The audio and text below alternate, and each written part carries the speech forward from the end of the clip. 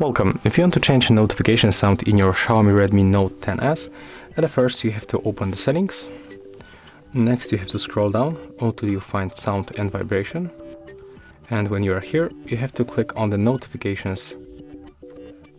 So as you can see, currently we have here the two options. If you want to get more, you have to tap right here. And we got a few options. We can choose online ringtone or go for the local. For example, let's pick second option. And right now we can pick our favorite song or sound or record. So we get recorder, file manager and music. If you want to set your favorite song, you can click here and then select your song. Then click OK on this marker to confirm. But if you want to get the default notification sound, for example from this list, you can pick for example Crystal. And if you make it, you can just go back, and that's how you can set it up.